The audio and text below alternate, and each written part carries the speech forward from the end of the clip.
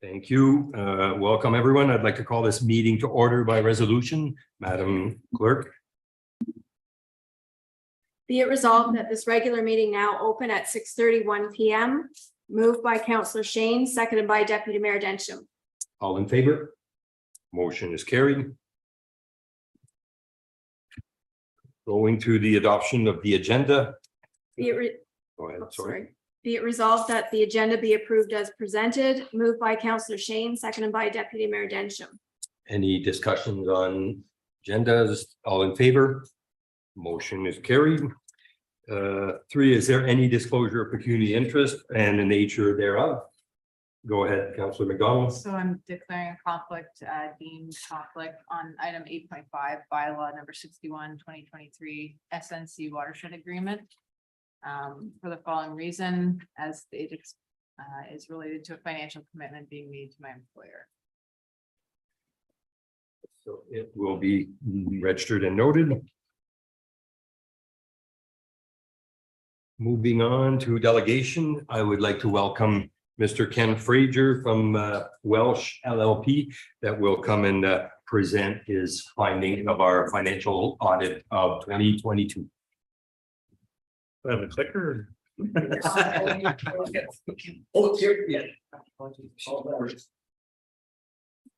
Welcome, Ken. Good evening, Mr. Mayor, Councillor, new councillors, all new faces this year. My name is Ken Fraser, I'm a partner with Welch LLP in Cornwall. We're the auditors for the township, and I think we've been auditors since 2016. So we have a good history with the township. I'm here tonight to present the audited financial statements, draft copy. Once they're approved by council, then we'll release the final version. Does everybody have a copy of the draft financials? Okay, perfect. The presentation refers to them, so we'll be kind of going back and forth. So status of the audit, we've completed the audit. There's only 2 items left to be cleared for us to release the final version. One is approval of the financials by council resolution, which will hopefully take place tonight. And second is receipt of the representation letter to be signed by the CAO of the Treasury.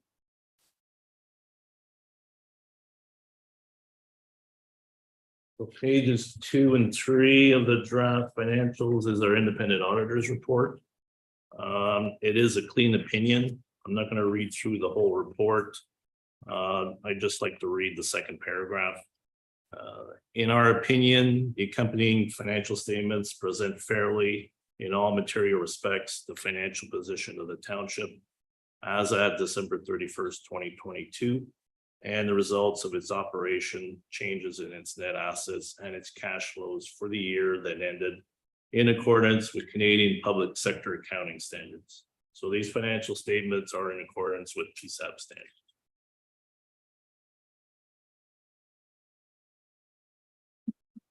So turning to page 4, the statement of financial position. This lists the financial assets, financial liabilities, non-financial assets and accumulated surplus in accordance with PSAP reporting requirements. Financial assets that consists of your cash, accounts receivable, taxes receivable.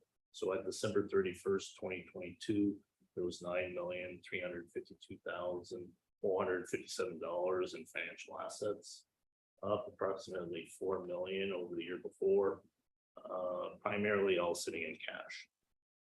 Financial liabilities, that includes your trade payables, your municipal debt, deferred revenue and employee benefits payable, $8,287,666 at December 31st, 2022, up a little bit over $4.5 million from the year before, mainly due to deferred revenue and municipal debt. So net financial assets, if you're looking at the slide, it's just the first line plus the second line, $1,064,791. Compared to $1,540,260 for the year before. So for PSAP standards, non-financial assets, that includes your inventory, prepaid expenses, but primarily tangible capital assets. So your roads, buildings, equipment, et cetera, that meet PSAB requirements are capitalized and are amortized over their useful life. So total non-financial assets, 35,816,348. To give us an accumulated surplus of 36,881,139, up approximately 2.5 million from the year before. So turning to page 5, that's the statement of operations. We break it down into operating revenues, operating expenditures, and then capital revenues. So operating revenues, that's your taxation revenues, operating grants, user fees, etc. 7,851,825. If you're looking at page 5, we're looking at the middle column, which is actual. Operating expenditures, 8,057,275. So we have a net operating deficit of 205,450, which is slightly lower than last year. The one column in the statement of operations that we have for budgeted figures, we adjusted for PSAP purposes. So if we took the budget that you guys had that balanced to zero, adjusted it back for PSAP, we would have had a loss of 542,570. So you did better than budget. Capital revenues other, for PSAP purposes, any grants or donations related to capital projects, tangible capital assets, we have to show it as revenues. But the related expense is capitalized. So we always break it out on the statement of ops. As an auditor, I always look more at the operating income loss as the indicator, whether the township is generating profits or basically managing its expenses. The capital revenues are all invested in intangible capital projects, so that money is already been spent. But for PSAP purposes, we have to show it. So total annual surplus, when we combine the net operating loss plus the capital revenues, is 2,514,909.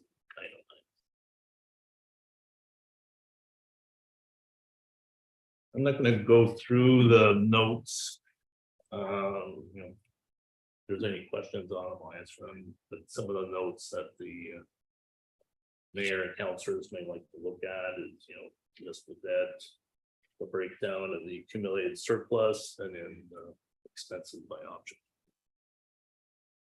I know I went through that fairly quickly. Are there any questions?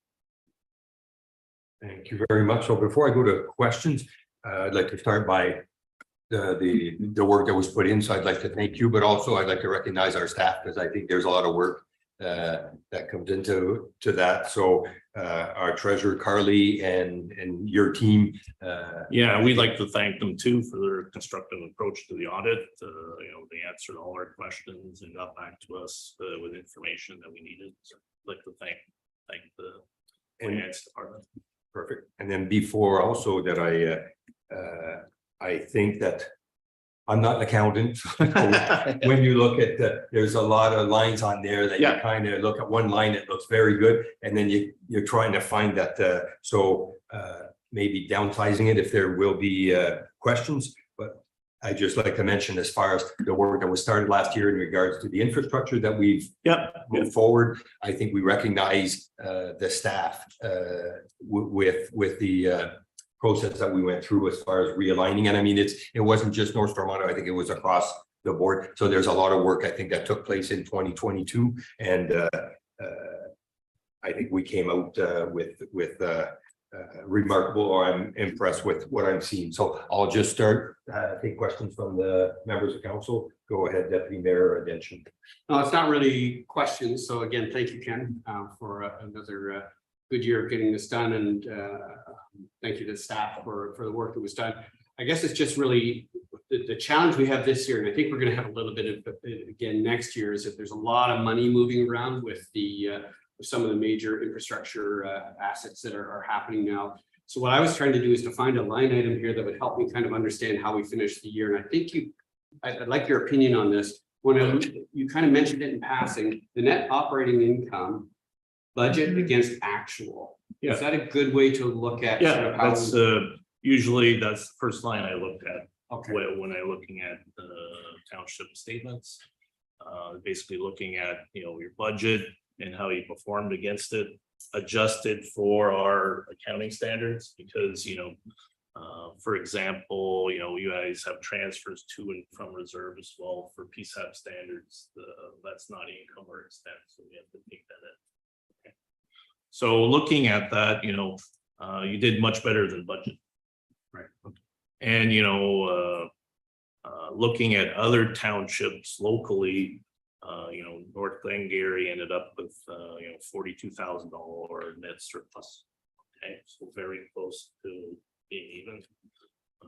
South Stormont had a $2 million operating deficit. okay. And, South Dundas had $1 million operating deficit. So I think you guys did very well. Yeah, and that was gonna be my second question. Compared to other places, how are we doing? Because I know the market right now is pretty volatile, right? And so I guess, given your comments, we have to commend staff for controlling expenses and keeping us close to budget. from that. Yeah, whenever there's a large operating surplus or a large operating deficit, you have to ask questions as to why. But when we're looking at a $205,000 operating deficit on almost 8 million of operating revenues, it's very close. Thank you. Any questions? Go ahead, Councillor McDonald. I was just gonna ask with yourself for Carly on percentage of levy and tax arrears. I was just looking at it's nice to see all the percentages over the different years. That's very helpful. It's on the last page, 20. And I see, it went up a bit 2020 and 2021. I was wondering if there's a normal, a comparison, a healthy, expected. When we're looking at total levy, we like seeing it under 10%. When we first started here as auditors, it was around 16 to 18%. Okay. So there was a lot of work done to bring that down. But comparable to other townships, they're primarily try to keep it under 10%. And I know Carly's been working on notices, things like that as well. Yeah, Recently. been diligent. Through the chair, Carly, can I comment on most recent numbers? Because I really wanted to thank and applaud staff, especially Carly and Carol. They've been working diligently since May. And the arrears have gone down significantly, which I just found out about 3 o'clock today. So my kudos to her efforts and to staff's efforts. It's come down to about half of what it was from May to today. So I don't know if Carly wanted to. Through the chair, we did our first reminder notices and they were very effective. We ran our aged balances for 3 years in arrears in May, and we just did one again today, and it's reduced all the 3 years in arrears plus the interest. It's reduced from May to August by half, so we've cut it in half. I think we're good. That is excellent, and glad I asked that question, so you can brag about your good work that you. The other one is probably an easy answer, but I think it's on page 13, sorry, under debts and debentures, like the $2 million repayment planned for 2027 stands out. I see that the municipal debt's gone up, but also the capital assets or buildings and things that we've built, have gone up, but we have to pay those bills. Is that a reasonable amount that we're scheduling to pay back in that year, or? Well, it's, we have to put a number in. So the construction loan, it's basically an open loan. And you guys can convert it to a long-term debenture once the project is completed. So the due date for the construction loan is 2027. So that's why that amount is in there.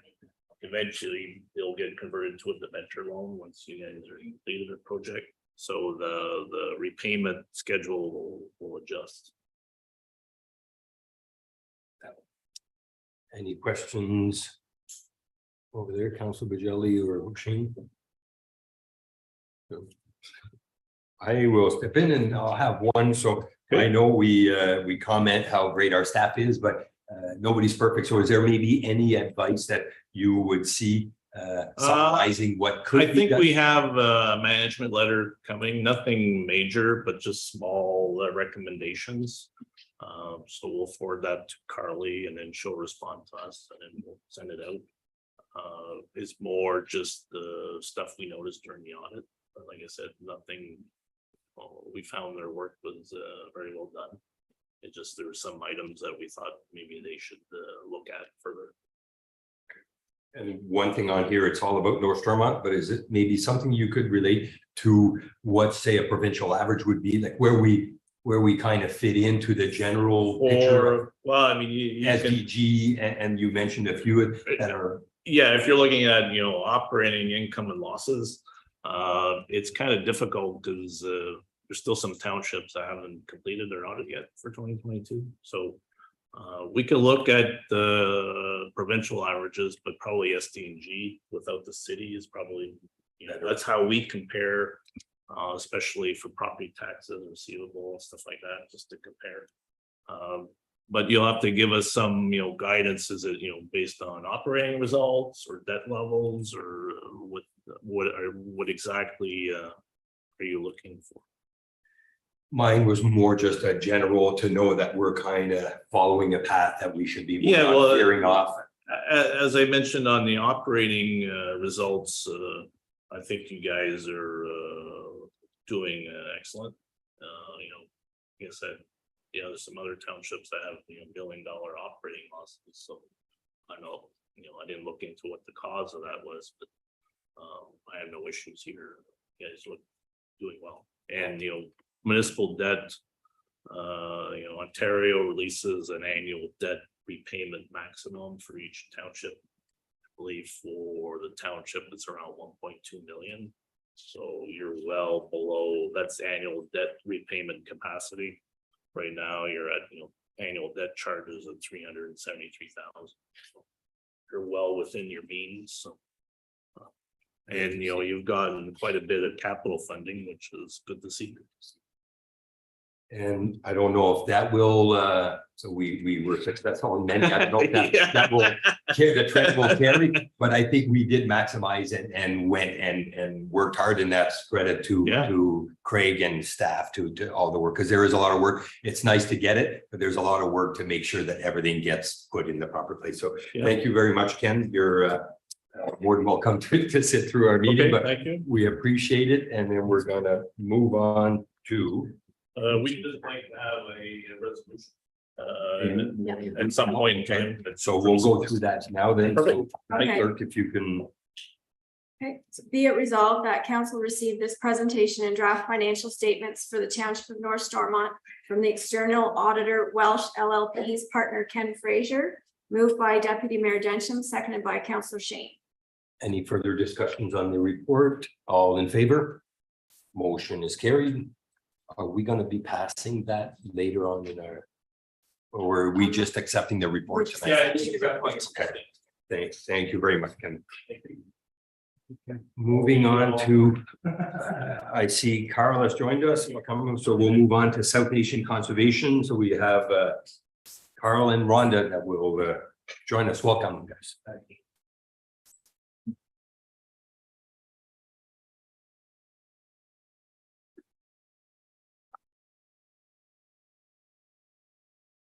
You need us at the mic for the broadcast, or if we both have quite good outdoor voices, so it's. We have, Craig is there. It picks up quite well, if I think we're good. Okay, good. Well, thank you for having us. Pleasure to be here in our host municipality. I'm Carl Bickerdike, CAO at South Nation Conservation, for those of you that I haven't met, and this is Rhonda Bass. She's Secretary Treasurer at South Nation Conservation. This is Rhonda's baby. She's been involved in beyond this, the production of this report, she's been involved in these kind of programs for many years at Staff Nation, knows them thoroughly, so I'm going to pass the baton on. Oh, yes, Chris. Just a very brief overview for those of you that aren't so familiar with us. We have a large jurisdiction. We go all the way from the headwaters in Rockville, and we cover the South Nation River. We cover stretches of the St. Lawrence River and the Ottawa River in terms of our jurisdiction. We work with 16 member municipalities, 4 upper-tier municipalities, and 200,000 residents roughly in our jurisdiction. Quickly growing, quickly expanding as many of the urban areas grow. Our jurisdiction is approximately 12,500 square kilometers. So as you're aware, the province has introduced changes to the Conservation Authorities Act back in October of 2021. Conservation authorities across the province are currently in a transition period, with the majority of the act changes coming into effect the 1st of January 2024. The act introduced categories under which all CA programs and services must fall. So we're here today to talk specifically about category 3. These are programs and services that conservation authorities deem advisable for the watershed. And the act requires that any category 3 programs and services that use municipal levy must have a cost apportionment agreement signed with all municipalities by the 1st of January 2024. So I just want to take a second to reiterate, this is really a status quo thing. It's been kind of pushed on us by the province that we have to have an agreement in place for programs that we've provided for many years for all of our members on a watershed level. And the province is trying to create a pick and mix environment, and that's never been the philosophy or the ethos of the conservation authorities, or the reason that our member municipalities come to us and work with us. These are watershed-wide programs with watershed-wide benefits. So there's no change to the financial ask. It's basically an opportunity for us to talk about these programs before we hopefully enter into an agreement. So the category 3 programs and services are quite different depending on the conservation authority. For us, we break them down to 3 main sections: private land stewardship, so things like tree planting, BMPs or best management practices for water quality improvement and habitat restoration, and then education and outreach. So we do offer community environmental grants. We do youth education, including youth camps and fish camps. And also then one of the biggest parts of the financial piece for these category programs is conservation land securement. This is the purchase of ecologically significant lands or hazardous lands, along with the costs associated with bringing them into our ownership. We do accept land donations and eco gifts, and the money that we use towards land securement is leveraged to get federal grants, provincial grants, and also to get these eco gifts. So we're just going to take a few slides to walk through some of these programs and services for those that may not be as familiar with them. So I'll start with our tree planting program. We have planted 4 million trees since the program was launched in 1990. And typically until 2020, we were planting about 75,000 seedlings a year. But we've seen a dramatic increase over the past few years, and we're now actually planting more than 100,000 seedlings each spring. The program is largely funded by Forest Ontario's 50 million tree program, which offers subsidies to landowners for planting projects. We offer an over-the-counter sales program for projects that don't qualify for 50 million. And we also partner with our member municipalities to provide free seedlings each spring through our free tree giveaway as part of our forest conservation initiative. And while Forest Ontario subsidy provides a significant amount of funding to the program, it doesn't cover all of the costs. We did adjust our fee schedule back in 2023 this year to put us more in a cost recovery position, but we do require municipal levy in order for us to deliver a full program to landowners. It starts with the site visit all the way through to survival assessments to their trees in year 5. So the municipal levy component we're asking for is to help support that full delivery for our landowners. The next program is our Clean Water Program. And this program was launched in 1993 and has been providing cost share grants to landowners across the watershed since that time. Grant rates and maximums vary between the different categories. What the graph is showing is a summary of what we've allocated since the beginning of the program, with most of our grants going to nutrient management best management practices. All of these projects, total cost is about $13 million. And I just want to remind folks that this is funding back into our local economy. So these landowners that are building these projects and doing construction and implementing projects across our watershed are buying their supplies and materials locally, and they're hiring local construction professionals to do those projects. So it really is a reinvestment back into our local.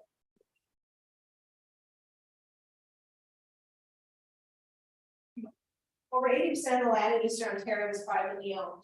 If we were to focus our restoration solely on public lands, we wouldn't be able to reach an impact at a watershed scale. Landowners need to be empowered and supported to complete habitat improvement projects and restoration on their properties. Some Nation has very skilled staff and secured external funding to undertake these projects in partnerships with landowners. And over the last 5 years, as you can see from the graph, we have secured more than $500,000 to help support projects on private lands across the jurisdiction. You'll also note that for our small investment of a little bit more than $173,000, we've more than doubled that investment.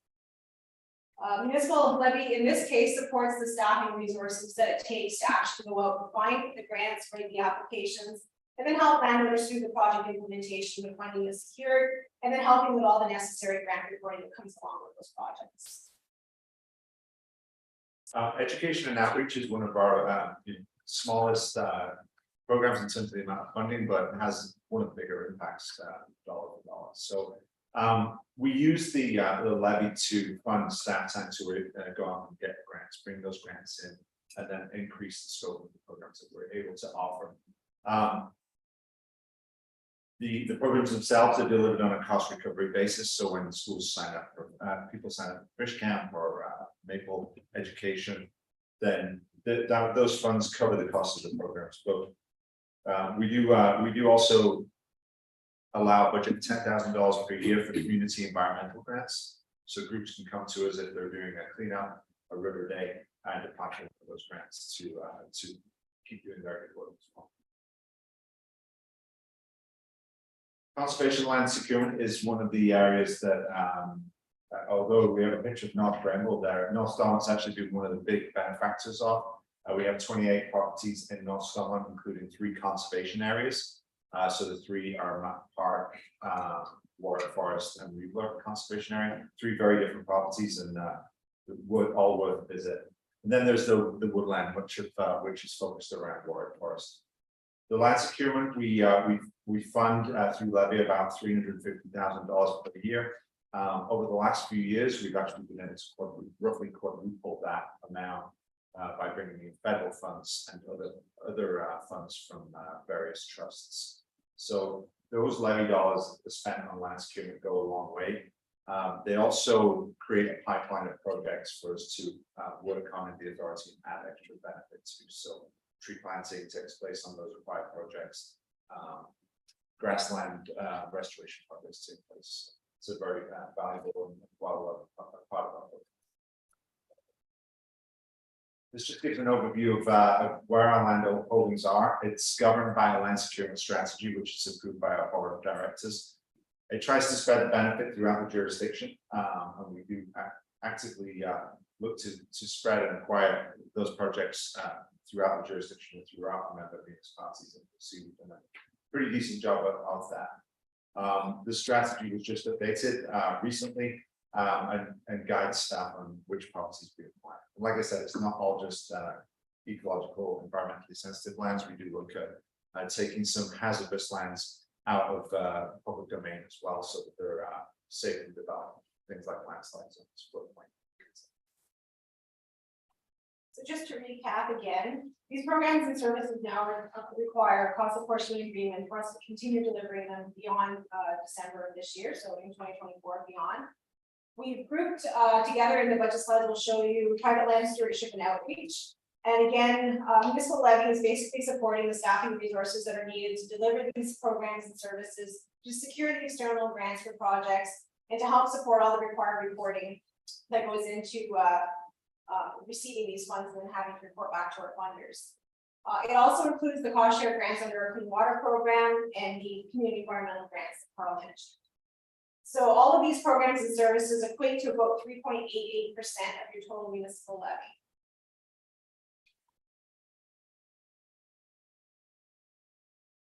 For Conservation land securement, municipal levy supports the acquisition of board approved conservation lands and other costs. And this funding, as I mentioned, leverages those external funds, which have been about quadruple the levy amount in the last few years. So approximately $1 million per year that we've been able to use for a really high quality land acquisition. 2024 estimated contribution of the total municipal levy is about 8.12, it's roughly $350,000. Just a note on this one as well, you'll recall that we do normally in our previous years have a general and a forest land acquisition levy, so there's two amounts typically in our levy letter. The change with the act moving forward is that we have to combine it into one amount, and I'll show you that in the budget in the next slide. Just keeping in mind it's not an additional ask, instead of having two amounts, we basically need to combine it into one ask for the general levy, and that's what these percentages. This slide gives an overview of the percent of our annual levy that's contributed by each municipality. The vast bulk of our levy comes from the city of Ottawa because of the amount of assessed value that's in that municipality. These are 2023 numbers, but will always change slightly from this year. So just to recap what this looks like from a budget standpoint. Again, we've grouped together private land stewardship and outreach and conservation land securement.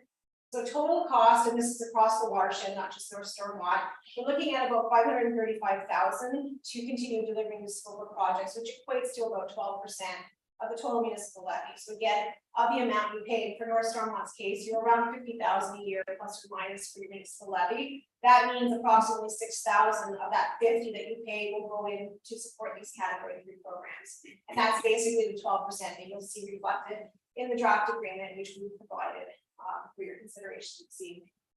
So again, the agreement is really what we've been told we have to do by the province. So in order to comply, we do need to have these signed, and we started visiting all of our municipalities to hopefully answer any questions you might have regarding this moving forward. So the draft agreement again sets that maximum 12%. We did it with a percentage just to try and keep things as easy as possible. We do have a 5-year review clause that's required from the act. So what we're proposing is a 5-year term with an automatic renewal clause for another 5 years if all parties are satisfied with that 5-year review at the end of that first term. So with that, we'd be more than happy to answer any questions on either the draft agreement, which I know is coming before you later, or on any of our programs and services. Thank you very much. Before I think there's more knowledge on this side of the table than, but maybe I'll go to the right and see, is there any questions from Councilor Bourgeois? Sure, actually, just thank you very much for the presentation, for the information. Just for a general sense, would all 36 kind of conservation authorities across the province kind of be in the same boat? Have they all been using the municipal levy? Or there have been any that have really just operated or just their own general revenue or user generated revenue? Yes, so all conservation authorities have municipal levies. What varies between each conservation authority are these category 3 programs. So some will be very similar to ours, others will be very different, depending on where they are in the province and what they've typically offered, and where it falls in this new categorization system that the province has out. So everybody has municipal levies. Everybody needs to go into agreements for category 3 programs and services. In the East, most of us are taking the approach of doing a maximum percentage just because it's so much easier to administer. Others across the province are going with dollar amount asks, which we feel can be problematic and kind of shortens the term of agreements if you start seeing costs change. So we thought it was easier to set the maximum, and that's kind of the consensus we have for most of the Eastern CAs. This was based on analysis of the last 5 years, wasn't it? So we looked at average percentages over the last 5 years to account for that. Any questions on this side? Go ahead, Deputy Mayor Denchuk. Not really a question, just I just want people to appreciate this has been years of work that has gone on behind the scenes of the staff to really boil this all down and come back to us with a fairly crisp and clean and understandable proposal. I think we really get a huge economy of scale, both in terms of the fact that we're coupled with many other municipalities, but also partnered with Ottawa. who pays the bulk, as you saw, 77% of the overall levy they pay. And they're really good partners to work with for us as small municipalities. They could easily overshadow us, but they don't. They're very, very collaborative. So I think as far as I'm concerned, anyhow, we get really good value for the money. We have incredible expertise that exists in South Nation because of the fact that we work collectively. And so again, very supportive and again, great work. Thank you. Any other questions? Seeing none, so there's no resolution here, it's just accepting, so Yeah. thank you very much, guys. You I'll really mean it this time, you're welcome to stay, like the financial report, I did not want Ken to stay because I think we paid for it. Thank you very much, guys. So with our delegations being done, we will move to the adoption of minutes of previous meetings. Madam Clerk. Be it resolved that the following minutes be approved as presented. Regular meeting, 18th of July, 2023. Special meeting, the 3rd of August, 2023. Moved by Deputy Mayor Densham, seconded by Councillor Shane. Any questions on agendas? Go ahead, Councillor McDonald. I got lucky, guys, and I did find an error in that $100,000 amount on resolution 222-2023. I really don't read them that detailed, I promise, but I decided to take a look and it says $100 instead of 100,000. So don't want that one to bite us someday. So I figured I'd point it out.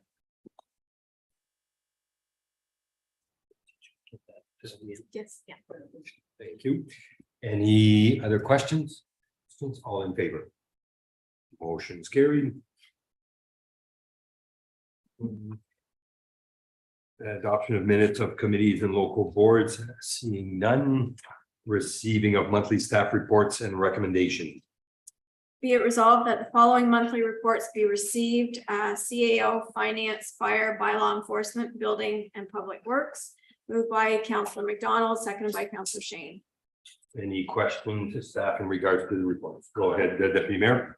Thank you. So a couple of things on the fire. So 6 false alarms, wondered if you wanted to comment on that at all, but also on the fire report. I didn't know what an iPhone crash is. So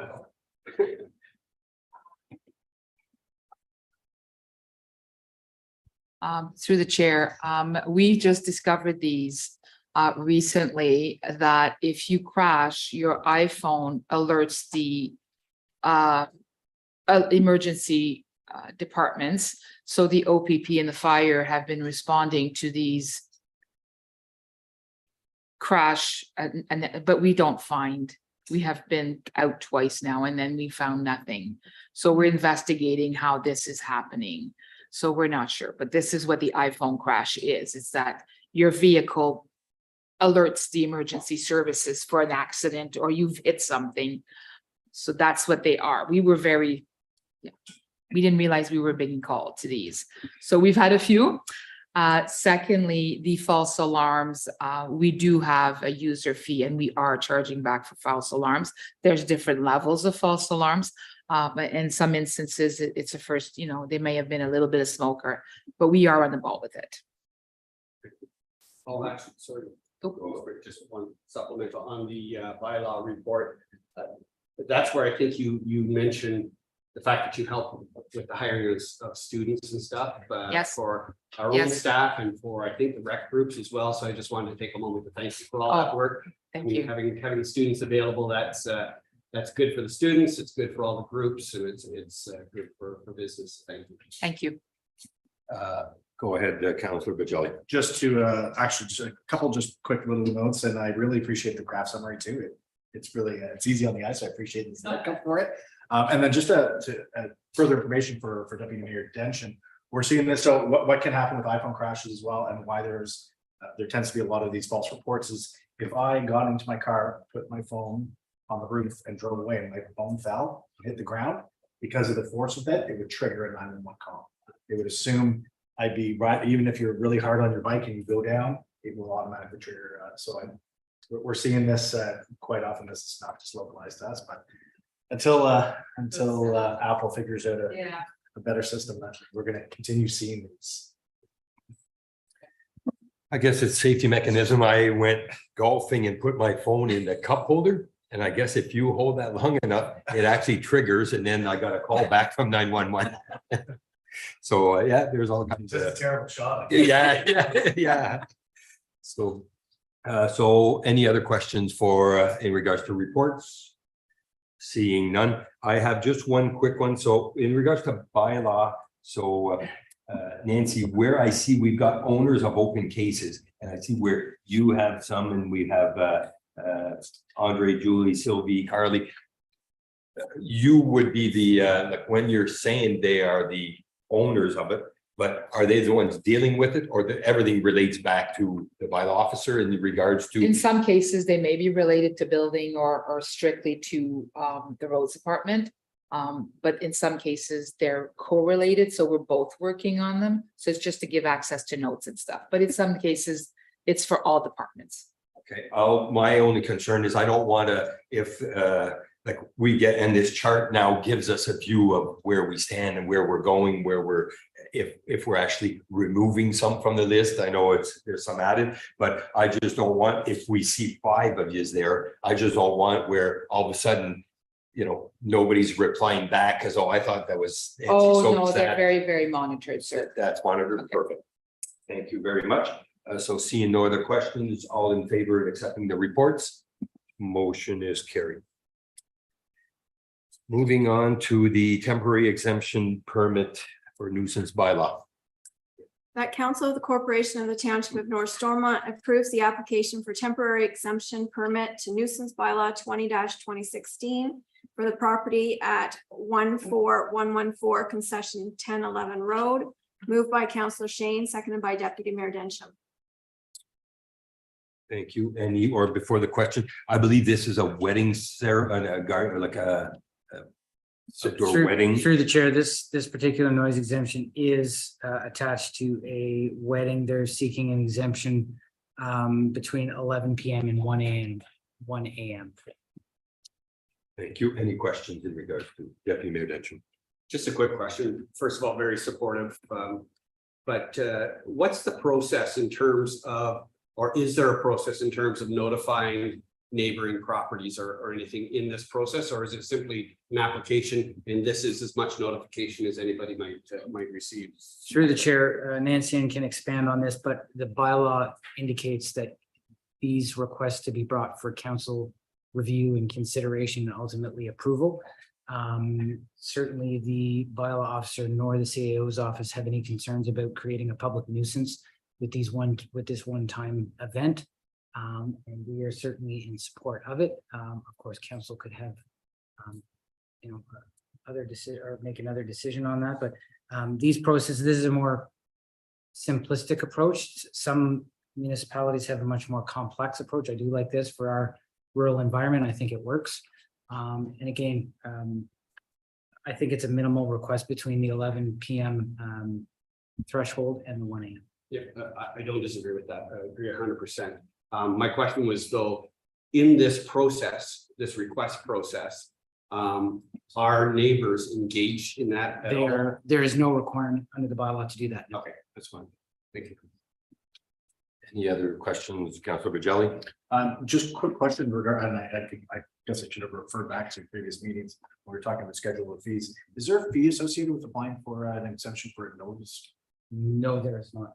There's not. Not under the bylaw. No, there is. Is there anything in the bylaw which prevents someone from asking for multiple ones, say every weekend for the time? No, there is no restriction. Again, we would look at, I guess, reasonableness and what, a reasonable threshold council would place on that if we were to get multiple requests, but you're absolutely right. Somebody could do that. And just maybe in the future when we are looking at tightening up bylaws, because there's, I would want to buy a property, turn it into a type of venue for weddings and apply for an exemption every weekend if I wanted to, but hopefully that won't be the case. I'm just thinking of worst case scenarios, right? It would be, if there was a limit on how many one particular property could apply for in a given year. So if there's nothing in that bylaw, what would prevent me from every weekend having an event where I could ask for? Which I'll step in, so which is the reason why they come to council, so council could determine saying, okay, this is going above and beyond the what we're looking at as far as in this case where it's a one-off. So that's something that we would have to basically step in and. But again, maybe there's a certain way of doing in the bylaw that would prevent us from having to step in every. Certainly, if council wishes, we can explore that. There's limitations on the number of, say, yard sales that people can have under the zoning bylaw. I suppose we could entrench something like that in the noise bylaw if that was the request of council. But again, I think we would use professional review and provide counsel. If we had 10 requests from a civic address or a residential address, I think we would use our professional discretion and probably not support that. Ultimately, that's a council decision, but luckily we have very reasonable residents and we rarely get noise exemption requests. I can go for more questions, but the next one's the same thing. So let's see, any or all in favor of this particular one. Motion is carried, and we will take more questions if need be for 7.3 again for another exemption. That council of the corporation of the township of North Stormont approves the application for a temporary exemption permit to nuisance bylaw 20-2016 for 16 3rd Street, the Chrysler Recreation Center, moved by Deputy Mayor Densham, seconded by Councillor Shane. Any further questions? So I believe in this case here where there might be, it's a town thing, which we're dealing with many more neighbors, but many municipalities do different festivals. And I think that's something that I am willing to support. So seeing no other questions, all in favor of the motion is carried. 7.4 application for a tile drain loan 2023-1. That council approved the tile drainage loan application 2023-1 requesting 19,400 submitted by the agricultural landowners of roll 0411 016 006 67000 for the land described as concession 4 West Part 11. Sorry, West Part Lot 11, moved by Councillor McDonald, seconded by Councillor Shane. Any discussion? Seeing none, all in favor? Motion's carried. Moving on to request for exemption of bylaw 34-2017. Council accept the report and hereby approves the recommendation that the applicant be exempted from bylaw number 34-2017 and that a second driveway be permitted as per the application. Moved by Councillor Shane, seconded by Deputy Mayor Densham. Thank you. Any discussion on go ahead, Deputy Mayor Densham? Just a quick question. In terms of potential outbuildings, are outbuildings, additional outbuildings allowed on that back part of the property, or is it just to have a driveway at this point? You know? Stephanie, that's something, or Blake, either one? Yeah, they can apply for a building permit. It's one lot. So this is a matter of it's a long lot from one street to the other street. So it's only feasible that they can come in off the backside of their property on the township road instead of County Road 12. So the idea, I guess, is to have a driveway that goes all the way up to the back of the house? No, Or- it's just access to the back end. They'll just request access to the back end to get in off Beaver Street and not make a driveway to the house. It's basically just for the back end. I believe they asked me about putting a trailer in the back end. Actually, right now, they could drive through it because it's a covered drain. But they're requesting do it properly with the entrance permit. No, I'm fine with the second entrance. I just wondered if there was something else that was on the horizon that this may be leading to. We did mention, Go ahead. is the trailer permitted, like a trailer to live in? Is that what? No, their personal trailer that just for storage. Thank you. Any other question? Seeing none, all in favor? Motion's carried. 7.6, Madam Clerk, petition for a new pedestrian walk at County Road 43 and County Road 12.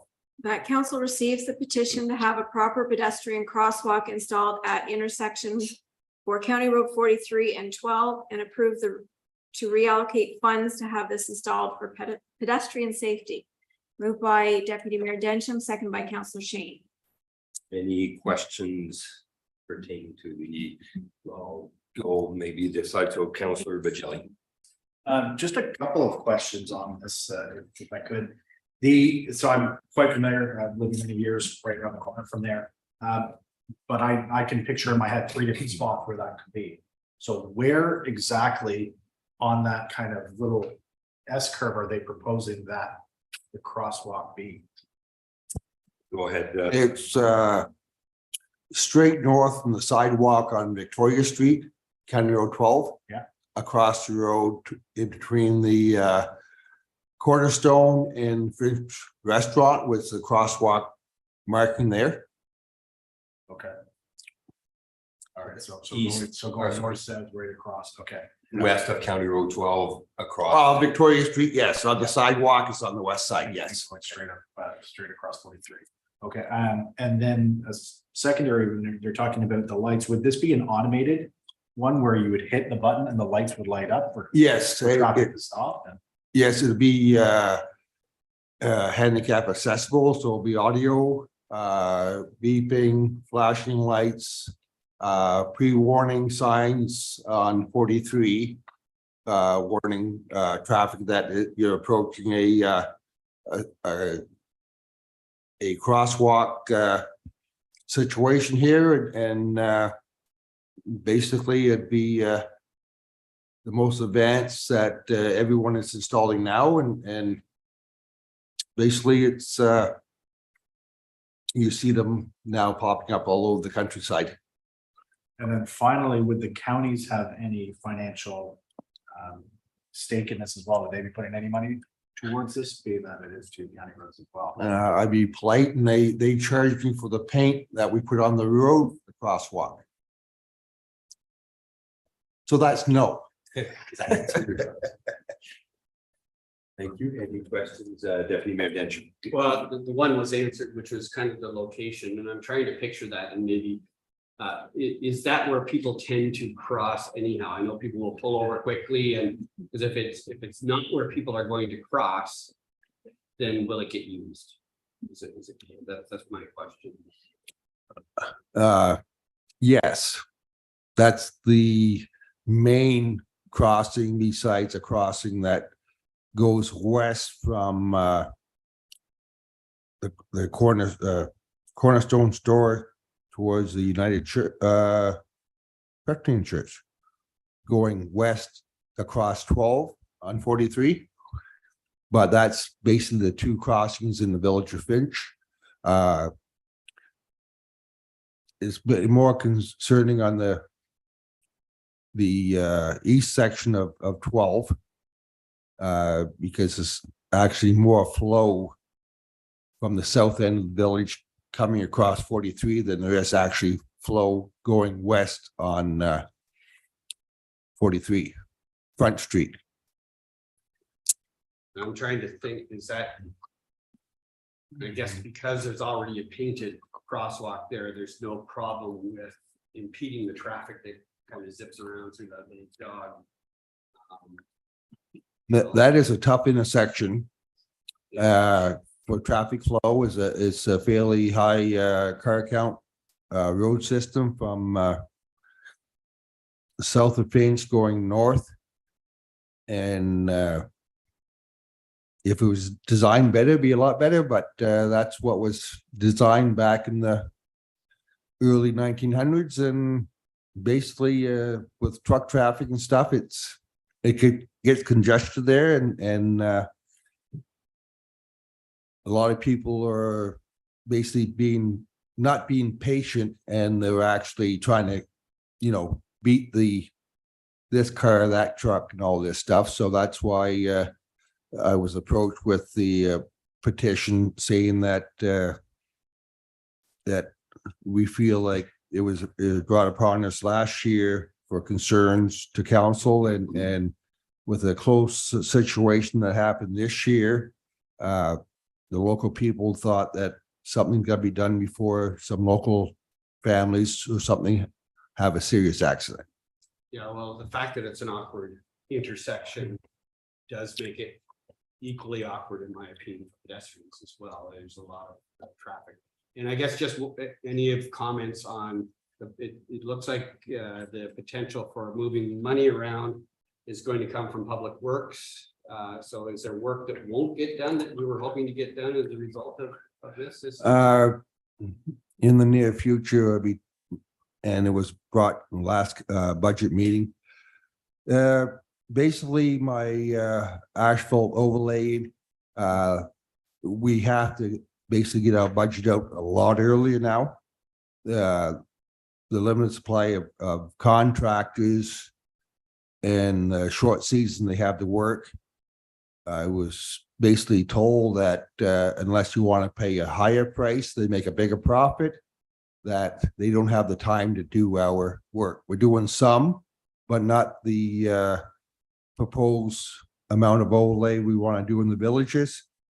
So that's why I recommend taking out of that and maybe close to the end of the year that just put that back into the budget surplus, what we can't get done, and use it up next year. And basically what I've been told is you gotta get your tenders out January, February if you want to get on the list.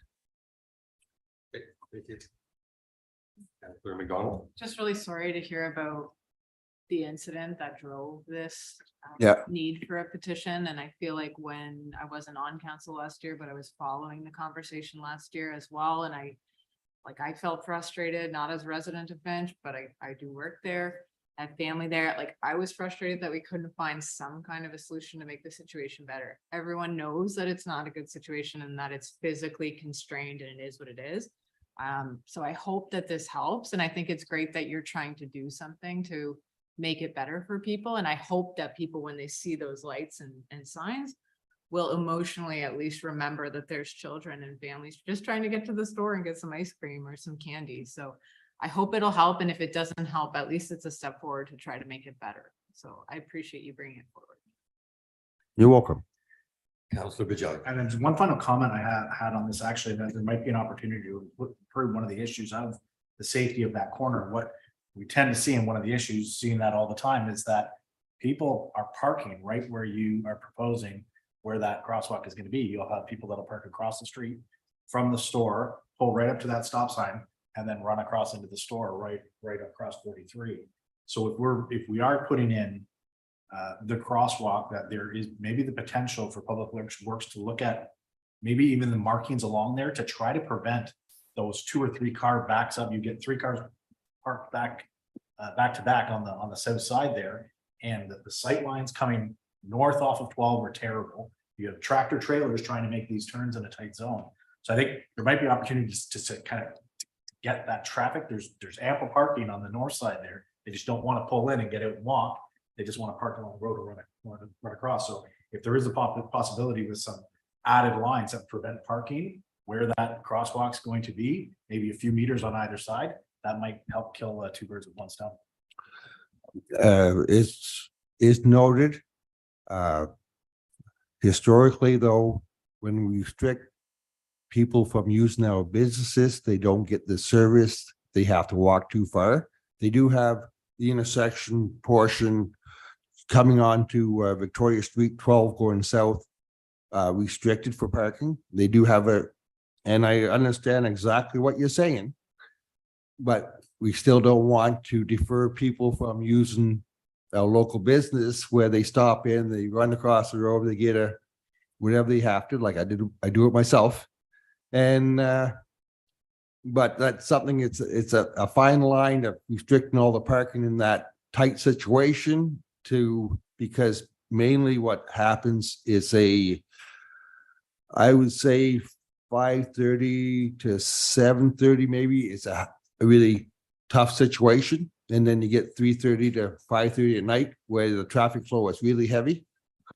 But during the day, it's fairly reasonable that you move around and there's not a lot of traffic, but that's just my thought of you, not to contradict what you're saying, Adrian, but I get the stories from the other people that run the business and they, you know, they don't want to lose it, same as Avonmore, same as Chrysler.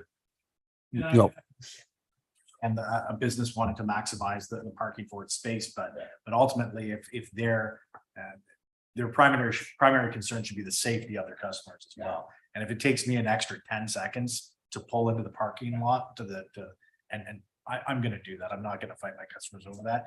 And to me, it's a great idea. The community's been asking for this for a long time.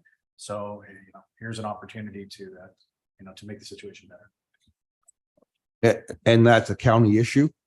So that's mayor and deputy mayors to take that concern. Thank you. I will just bring up, so I did get the opportunity to chat with Blake prior to coming in, but to be just to relate, because there's people that followed this from last year's report, and last year comments were that where we were looking at doing it, and as you mentioned, there was concerns that it couldn't go there. They were going to push it. I think it was 200 meters. It was quite a distance away from the intersection going west, which I was saying nobody's ever going to use it. So there was no, but I just want to make sure, and I will get the opportunity to talk to Mr. DeHaan, but generally the counties like to do their little reports or I just want to make sure that we're going to invest money to put it in where it's meant to be and where it's the right place. So from going from last year, it was not able to put it there. And then this year it concerns me a little bit because I mean, we had that argument last year and they were saying, no, they couldn't do it at the intersection, but now this year we can. So that's something that we're gonna, have the discussions, but yes, there is the fact that you're coming off 12 and you've got that little S to go south back on 12. 43 is a busy, like the whole intersection is not you look one time, there's nothing coming, but next thing you know, you're coming across it and one car just veers the corner off 12. So it's something that we do have to look at. If you want. to add one more comment. It's a really good point, Mr. Mayor, and I guess what I wanted to do, I just want to understand, so to get this fully approved, it has to go before counties as well? No.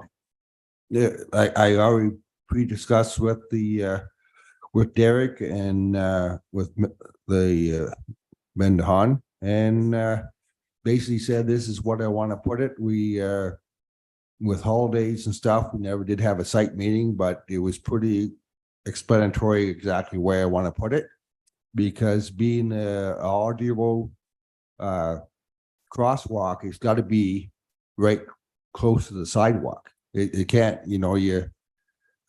for accessibility, if it's a blind or a wheelchair, you don't go down the road to hit a button. You go right off the sidewalk across the road. Yeah, I agree. And I guess to me, it needs to be there. Like Yeah.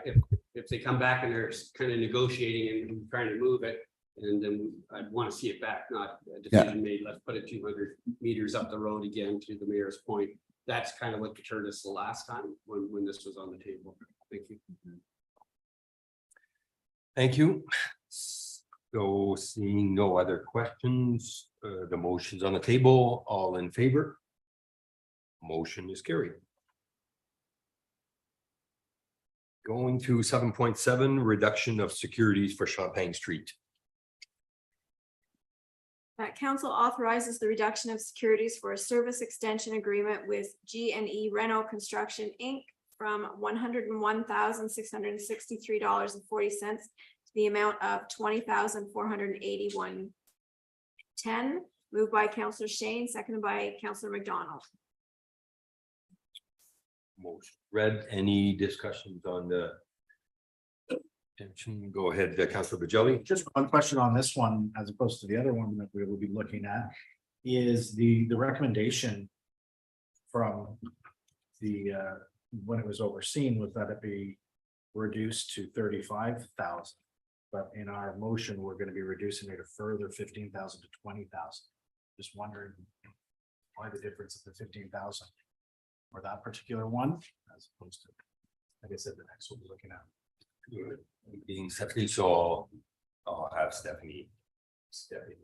I believe that was at the request of the developer. This.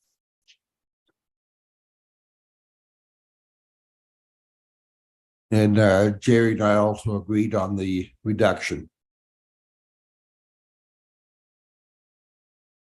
Now, well, I'll go any other further discussion just to enlighten. Correct. I would just be Okay, looking at the yeah. reasoning behind why we'd be. If the developer asked for it, why, where's that 15,000 that they deem that it should be reduced by as opposed to what the record value was?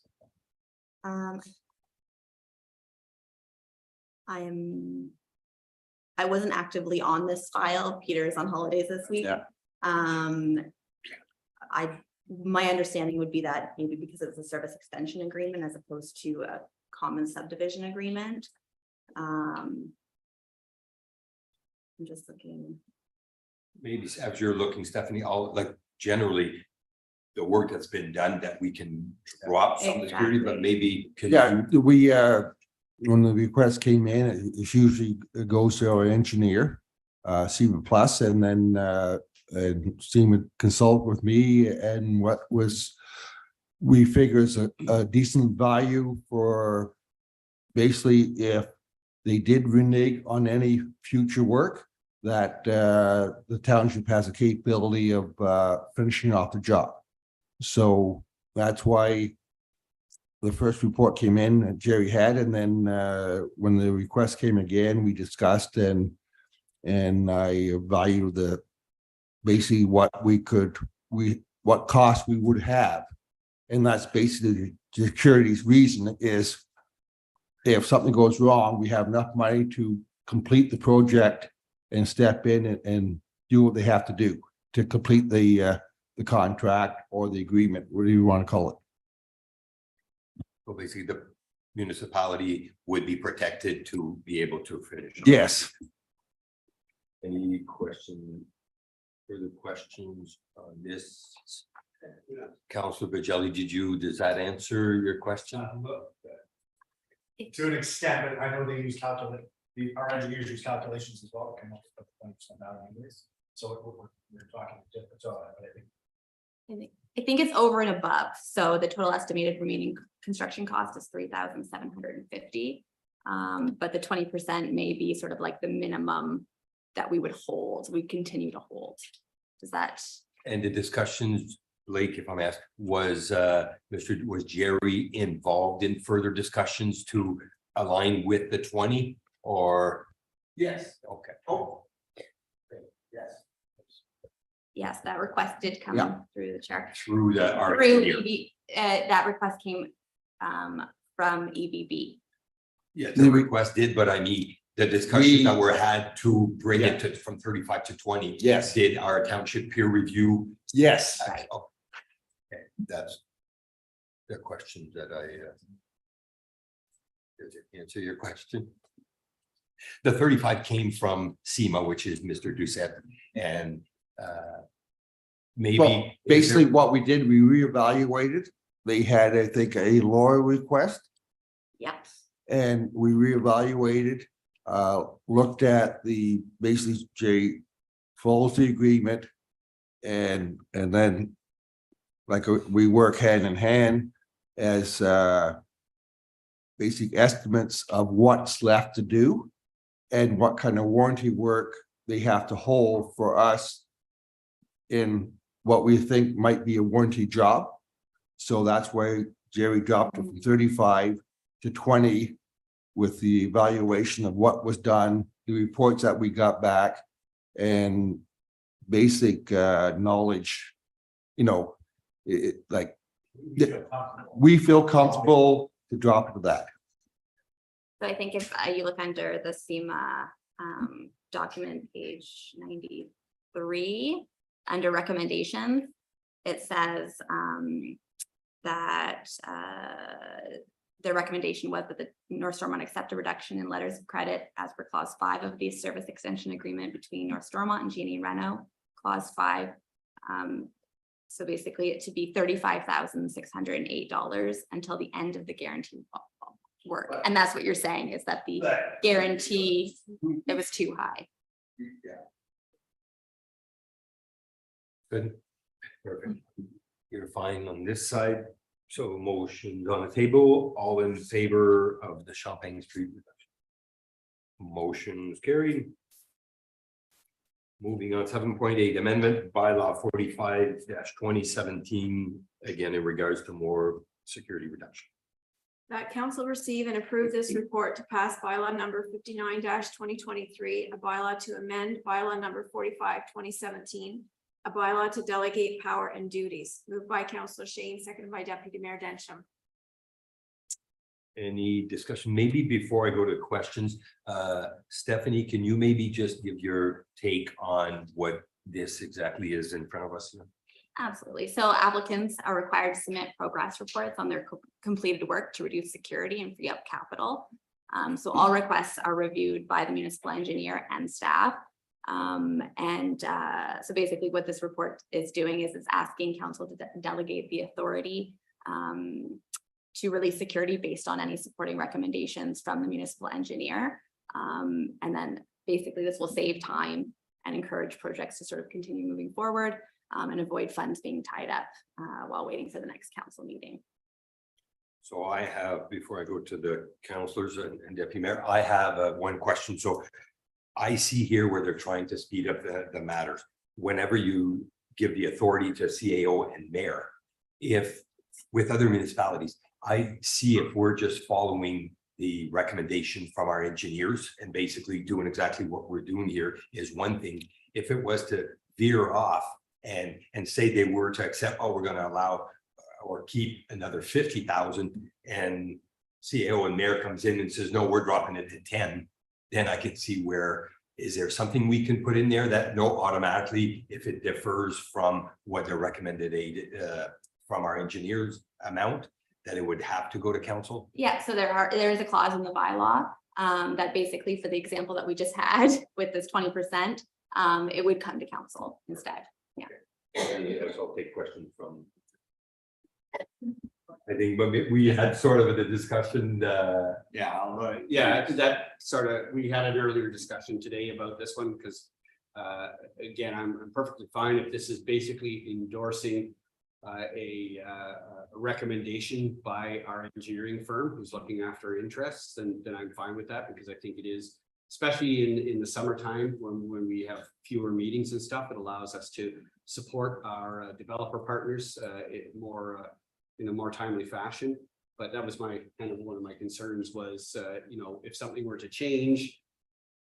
But what you're saying is if they wanted to make a change, it would either have to go through the engineering review again, or it would have to come straight to council. Is that? So the engineer would review the request, provide a recommendation to staff, and then we would bring it back to council in the same sort of format for your review. So anything that sort of deviates or, yeah. Perfect. Thank you. Any questions? Seeing none, all in favor? Motion is carried. 7.9, we're reducing the heck out of it. So, Madam Clerk. That council authorizes the reduction of securities for the Creekside subdivision phase 2 from 801,400 to 209,625. Moved by Deputy Mayor Densham, seconded by Councillor McDonald. Any questions in regards to the reduction? Go ahead, the council or deputy mayor. It's just, again, I see these positive things, right? It means the projects are coming to completion.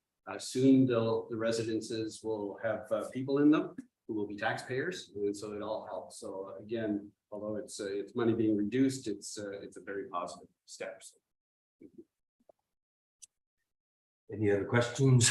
So when you look, especially you look at these type of numbers, so you get our developers, especially newcomers coming on, that's a hefty amount of so that's their operating budget. So not only do they have the 800 that's in securities, they're spending the money to actually put the infrastructure in. So that's something that in line with them doing their work. It is a strategy that, and I believe that they're trying to keep that line moving. So if we get guarantees from our engineer that this work's been done and moving forward, like I said, it's something that is supported as long as the calculation and formulas are done properly by our peer reviews. And if I could, Mr. Chair, that's all I wanted. I really appreciate the black and white numbers on this. I can see it clear as day. And this is what the recommendation is coming from the engineer. This is the number that we're getting. So I like this one as opposed to where I'm not seeing. I can't calculate $15,000.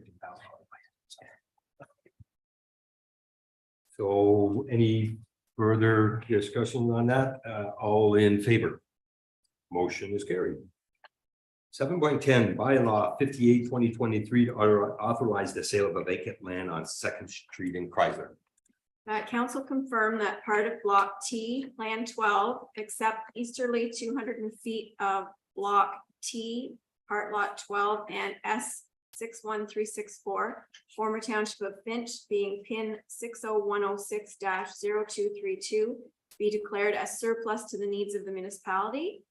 That an exemption to bylaw 19-2017 is in the public interest in these circumstances due to the limited access to property and unique opportunity for multi-residential development, and that council authorizes the sale of the lot to G&E Reno Constructions Inc. for $100,000. Moved by Councillor McDonald, seconded by Deputy Mayor Densham. So that's the property basically across from the fire hall. Any questions, further questions on it? Go ahead, Deputy Mayor Densham. More a comment. I mean, this is much needed high density housing. And I just wanted to thank staff. I know they worked really hard at trying to figure out what the right solution was on this one and came to, in my opinion, a very, very sound and good solution. So thank you for the work on that. Seeing none, and as some of them might have noticed, but the developer that you're looking there, so the securities we released, they're being reinvested and moving forward on this so again, it's just promotion of North Stormont, and I think that's a good thing. So motion's read. No, do you have a question, Councillor McDonald? Sometimes I shake my head no, and I mean yes, so that's what I did there. But I wanted to just echo the comments that Peter and Stephanie and our planners did an amazing job negotiating this. I'm sure our CIO was involved as well, but this is such a great opportunity to take lands that would never have been able to be used effectively by us and pair them up with a neighbor. So I'm very excited about it. And I hope that I was happy to see they have two plans now. I do still have apprehension about sort of some of the layout, but I'm confident that with the clauses we've included in that agreement, it's spelled out that the multi-unit res is mandatory, and that's the type of development we need to see. So thank you. And I just wanted to echo Deputy Mayor's comments. Thank you. So that's it, all in favor. Motion is carried. Bylaw 60-2023 to repeal subdivision agreement and bylaw 49-2023. That council directs the mayor and CAO clerk of the municipality to authorize and execute the release and deletion of instrument number S138318 in accordance with the attached bylaw, and that bylaw 49-2023 be repealed. Moved by Councillor McDonald, second by Councillor Shane. Any questions in regards to seeing none, all in favor? Motion's carried. Moving on to 7.12 municipal property sale inquiry. That council not support the request to sell municipal lands to private property owners adjacent to Chrysler Recreation Facility. Moved by Councillor McDonald, seconded by Deputy Mayor Densham. Any questions? Councillor McDonald. I've been involved with the community garden, and I was wondering if there were specific complaints or issues that any of the residents had, because I'd be happy to bring them back to our group and address them if there's any issues. Through the chair, I wouldn't classify it as a complaint. It was just more of an observation and a statement in the email request to have council or the township consider selling it to the adjacent residential property owners. As the report says, it's accurate that the garden isn't being utilized to its maximum potential, but certainly the Chrysler Rec Group are trying to increase the usage of it. And again, the CAO or administration's position goes far beyond how extensive the garden is being utilized. We have limited expansion with the growth of Chrysler. I think it's imperative that council plan for the next 10 or 15 years, because we will need more recreational facilities for more residential growth. So again, that's what it's based on, but yes, I hope I've answered your question regarding the garden. Just wanted to make sure there was no specific issues, though I know there are a lot of weeds in that garden, so. John? Just a comment more than a question at all. And as we see Chrysler grow, the opportunity to get new space around the community park and community center is not possible. So being that there was an investigation to see if this was ever actually offered for purchase before and nothing could be turned up on this, I think it would not be a very wise move to give away what could be used for future recreational use as the community grows and as the needs grow, getting that space or giving up that space would be counterintuitive at this point.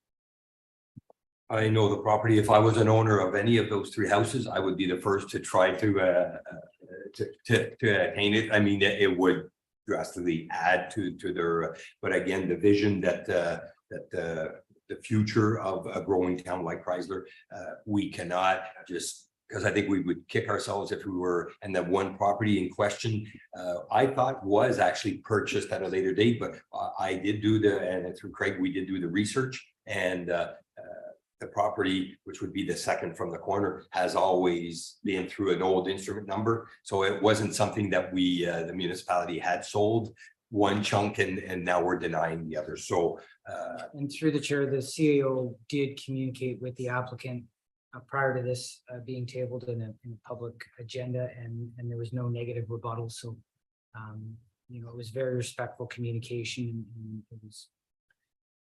And like I said, the work that we've done in Moose Creek now with the new hall, Finch is looking like, I mean, the land that we've got in around our community centers is a gem. And I don't think we want to compare to the piece that was given off South Nation, which nothing could really be done. That was a wiser decision, but this year I would not be prepared to get away from a potential vision for future. Seeing no further questions, any or all in favor, sorry. No, sorry.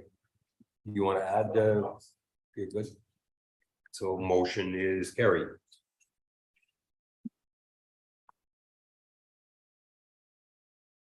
I think here, so we're going to bylaws now. So bylaw 57/2023, appointment to committees.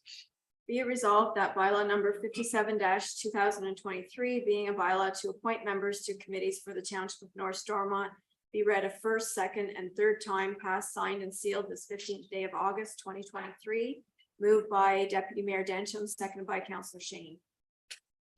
Any discussions on it? Go ahead, Deputy Mayor. No, I'm just really happy to support this. I know Amy has been a strong advocate for schools in our areas, one specific one, which any of you who know her will know which school, but I know she will be very instrumental in supporting our voice for education for North Stormont. Any other questions? Seeing none, all in favor? Motion's carried. Moving on to bylaw 58/2023, sale of municipal lands.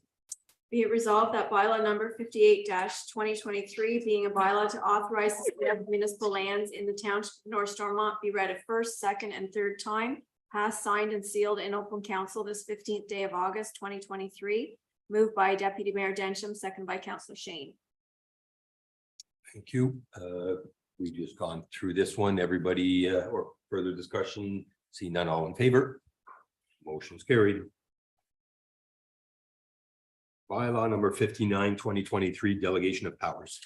Be it resolved that bylaw number 59-2023, being a bylaw to amend bylaw number 45/2017, a bylaw to delegate powers and duties, be read a first, second, and third time, passed, signed, and sealed this 15th day of August 2023.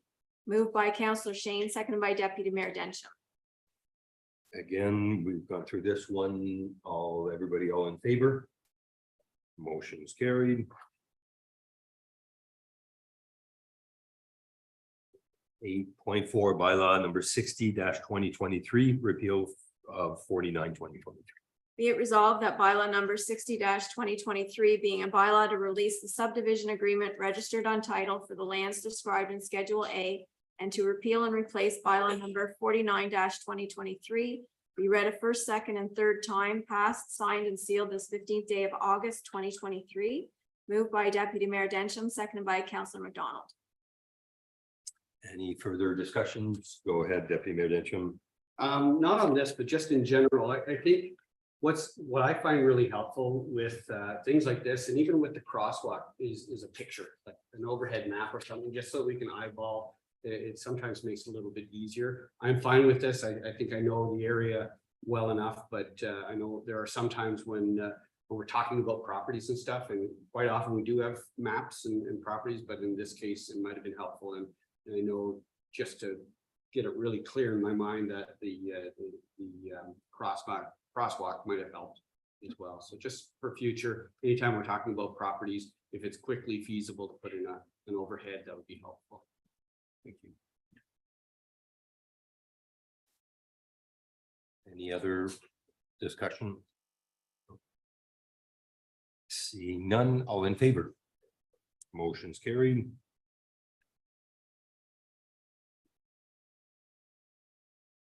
And the last one, Carl and Rhonda stuck around for us with this one over bylaw number 61-2023. Go ahead, Madam Clerk. Be it resolved that bylaw number 61-2023 being a bylaw to enter into an agreement with South Nation River Conservation Authority for the cost of apportioning watershed programs and services be read a first, second, and third time, passed, signed, and sealed this 15th day of August 2023. Moved by Deputy Mayor Dencham, seconded by Councillor Shane. Thank you. Any questions in regards to law? Seeing none? Maybe we'll comment, and then just for I know in situations like this, like where Councillor McDonald would choose to abstain, would it be wise for us in situations like this, just so it's on the record that you did abstain, that we call for a recorded vote? I think it helps if anything ever came up. No, it's actually on the record. It was a recorded vote and she did abstain. Okay, I'd like to call a recorded vote. So will be recorded. So just for, sorry, before we just get the vote, maybe you can answer. Do we or because now we don't get pecuniary interest every day. Do I need to re-mention should it be just so that the rest of council are aware that there is one that will not be voting and then could ask? I'm not sure if it should be. No, I will do that, but I mean, prior to even getting to that, should I have mentioned when we get to this, we read the motion, should it be mentioned, re-mentioned that Councillor McDonald had Through the chair, it's already been formally recorded to start. so there's no okay. Nothing to stop us from acknowledging earlier. Declaration.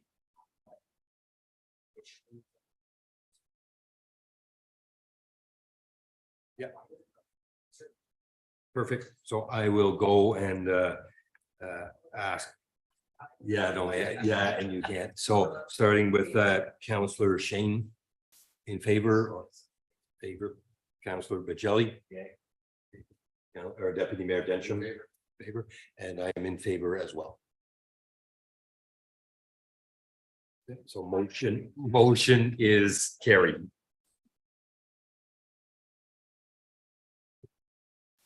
There's no unfinished or new business. Going to 12 correspondence, 12.1 to 12.6. Be it resolved that the correspondence as listed as items 12.1 to 12.6 on the agenda be received. Moved by Councillor McDonald, seconded by Deputy Mayor Dencham. Seeing that, any discussions in regards to our correspondence? Go ahead, Councillor McDonald. Just to note, I did put through our CAO, the Maxwell Manors annual report is in the correspondence and it was a good read for me. So it's on there if anyone's interested. Of note, the Maxwell Manor will be looking at a fundraising campaign within the community for their redevelopment project. I think they're giving the Dundas Manor a chance to have their time in the sun, but you'll start to hear about that over the next year, them trying to raise funds. So just draw your attention to that report in the correspondence. Perfect. So all in favor of accepting the correspondence? Motion's carried. Moving on to 13, scheduled meeting. Our next council meeting will be September 12th, 2023. Any coming events that council want to? I think we all had some more busier than others, but a good summer. And I think we're going to look forward to getting back to our routine come September and back to our two meetings a month. So going to 16 ratification confirming bylaw. Be it resolved that bylaw number 62-2023 being a bylaw to adopt, confirm, and ratify council's actions at its regular meeting of August 15th, 2023, be read a first, second, and third time, passed, signed, and sealed in open council this 15th day of August 2023. Moved by Councillor McDonald, second by Councillor Shane. Do I have everyone in favor? Motion is carried, and then we'll do the adjournment. Be it resolved that this regular meeting adjourn at 8:02 PM. Moved by Deputy Mayor Dencham, second by Councillor McDonald. All in favor? Motion is carried. Thank you very much for Stephanie for being with us and staff and our guest, and everyone have a good evening.